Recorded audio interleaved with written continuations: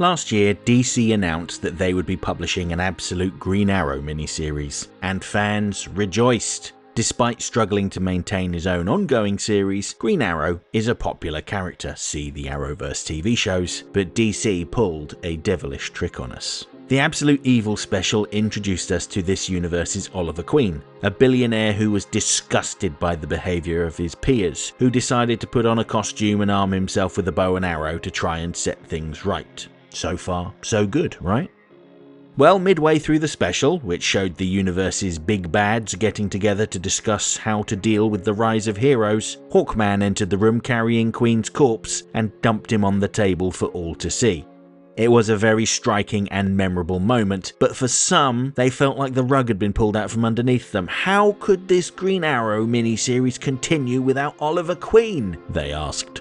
Well, Absolute Green Arrow #1 came out this week, and I think the best way to describe it is I Know What You Did Last Summer, Evil Billionaire Edition. Much of the story is told from the perspective of Dinah Lance, a former police officer and MMA fighter who had to take a job as a bodyguard to pay for her ailing father's healthcare costs. And to be clear, she despises the work she does, protecting these vapid, heartless people, but she would do anything for her father. So she knuckles down and carries on, although when a pop star's fan gets a little too excited and forgets her manners, Dinah's response is not exactly measured. For anyone else, this kind of violent outburst would have seen them getting fired, but Dinah is good at her job, so she is simply suspended. However, this brings her to the attention of Malcolm Merlyn, who works for Hammond Industries. If you've been reading Absolute Green Lantern, you should be very familiar with who Hector Hammond is, but if this is your first Absolute comic, the quick summary is that he's an eccentric and completely evil billionaire. He may be slightly charming at times, but he's equally cruel and utterly heartless.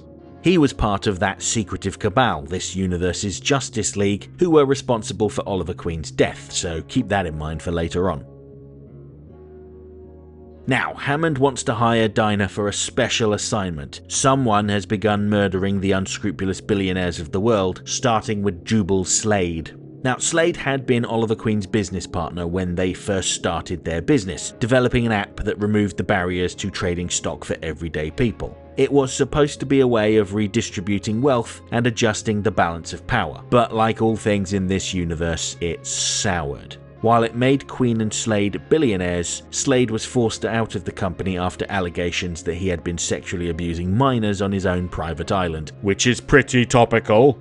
The allegations against Slade are what spurned Queen into becoming a vigilante, and the fact that Hawkman, a stooge of the corporate elites, chose to murder him rather than Slade tells you all you need to know about this universe. Now, the reason Dinah has been selected for this job is her personal connection to both Queen and Slade. Back before they had money, the two men operated out of an apartment, and their neighbour was Dinah Lance. She initially disliked Queen, but her irritation with him quickly blossomed into a romance, although it was cut short when she learned that he'd been cheating on her.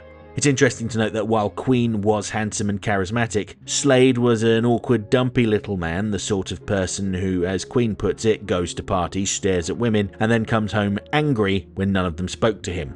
But he was the talented one. He was the one doing all the coding. Queen was the handsome face that brought in the backers. When we see Slade in the present, he has gone through something of a physical glow-up. All pumped up muscles, fake teeth and hair plugs, which feels like more scathing commentary about the nerdy tech billionaires of the real world. While the Justice League had stopped Queen from harming Slade, they weren't able to do anything about the Green Arrow murdering him. He is a mysterious figure in green armed with a bow and arrow and a massive machete. And he didn't just kill Slade, he really went down on him, hacking away at his hands and genitals, the tools he had used to abuse those young girls, before stabbing his eyes out and carving his logo into his chest.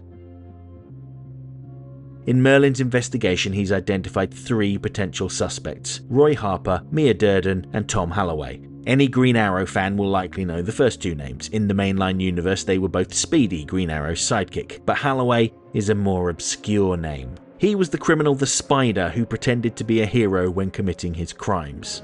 And there is yet more thought-provoking commentary here about the punishment that was dished out on Slade. Merlin notes that the details were leaked to the public and social media is ablaze with people celebrating the brutality of his murder. And let's be honest, if we knew a child molester had had his hands and genitals sliced into ribbons, would we shed tears for them? I know I probably wouldn't, but when you stop and think about it, this reaction is actually pretty inhumane. The next target on Green Arrow's list is Reese Tyler, a man whose company made billions off of addictive medicine and then filed bankruptcy when he was sued. Hector Hammond swooped in and bought the company for peanuts, giving Reese a huge payout and a new job. This denied the victims their rightful payout. It was all legal though. In the eyes of the law, it was actually smart business, but it was immoral. Both the willful exposure to addictive medicine that ruined countless lives, and then the selling off of the company for peanuts to avoid justice. Dinah is conflicted about this case, and she is hesitant about leaving the lucrative bodyguard work behind. Her reluctance enrages Hector Hammond, who, with a touch of a button, cancels her father's medical insurance completely. The only way her father will get treatment is if she shows up to work for him on Monday. And in true Absolute fashion, he presents this as a kind and generous act, making her do the right thing. He doesn't care about the impact this has on Dinah or her father, who feels like a complete failure. Now, when Dinah does turn up for work, she joins Hammond, Merlin and Tyler to explore Oliver Queen's residence. When they broke in, they blew the power out, so they have to search around in the dark. Hammond is convinced that there's a secret room or a hidden area that might have an explanation as to what's going on, but before they can find it, the Green Arrow announces his presence by pelting them with arrows. Dinah catches an arrow just before it impales Tyler, but not before it scrapes his face. And you'd think he'd be grateful that she had saved his life, but he's outraged that his face got cut. However, before he can continue to disgrace himself any further, he falls dead with bulbous, pussy lesions popping up on his face. The arrows are poisoned, and his bow is made of 2 machetes connected via the bowstring. He swings the machetes around, beheading Hammond's guards, before telling Hammond he knows what he did to Oliver Queen. Hammond denies responsibility and points the finger of blame at Hawkman, the little snitch, before Green Arrow slices his arm off. Now, hearing that Hammond was involved in the death of someone she used to care about, but at the same time is responsible for prolonging the life of her father, creates an odd feeling in Dinah. She's horrified by the violence and quickly makes a tourniquet to stop Hammond from bleeding to death, but at the same time, she enjoys watching him suffer. Later, Dinah and Merlin go back to Queen's home and find the secret wall Hammond had described, and behind it they find the corpse of someone who has clearly been dead for a long time, but their body hasn't even started to decompose, and is covered in inhuman eyes, which is very creepy and calls to mind the works of Junji Ito.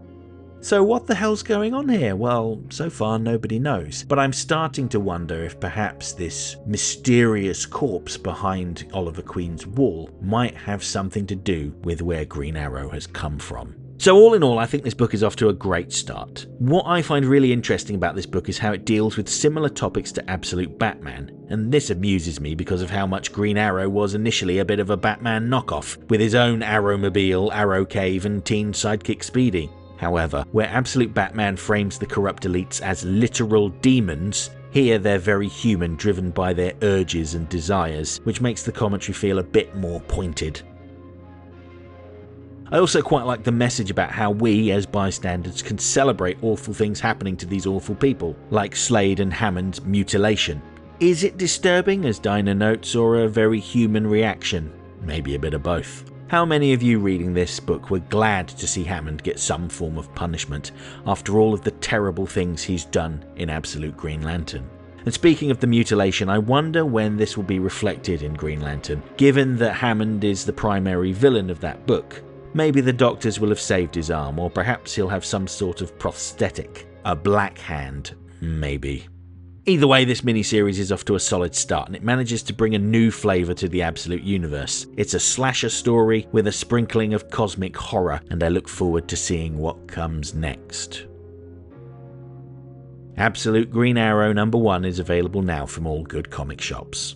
Right, thanks for watching everybody. I hope you enjoyed this video. If you did, don't forget to like, leave a comment, share the video, tell all your friends about me. And if you really enjoyed the video, do consider subscribing, because I've been kind of hovering around 6,000 subscribers for a while now, and it'll be great to get a little bit higher up. As ever, if you've enjoyed hearing about this comic book and want to get it yourself, I do encourage you to go and find your local comic shop and support them. However, if you are in the UK and do not have a local comic shop, then please consider using my affiliate link through Forbidden Planet, the UK's largest comic book retailer.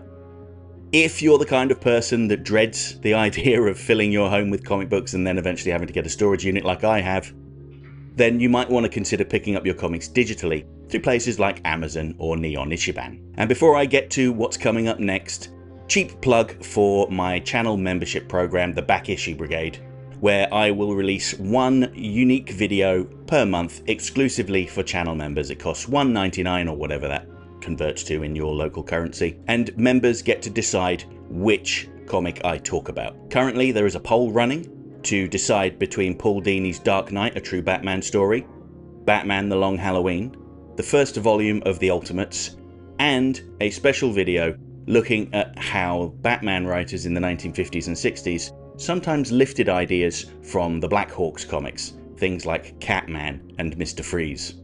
Join the channel now like these people have. Their names are scrolling by on screen right now, hopefully. Next time. I'll be back very soon to talk about Absolute Flash 15, where Wally West and Linda Park begin their search for Ray Palmer. And next week I'll be discussing Absolute Wonder Woman 20, where Diana chooses to make the ultimate sacrifice to end the conflict. Sounds ominous, doesn't it? Hope to see you then.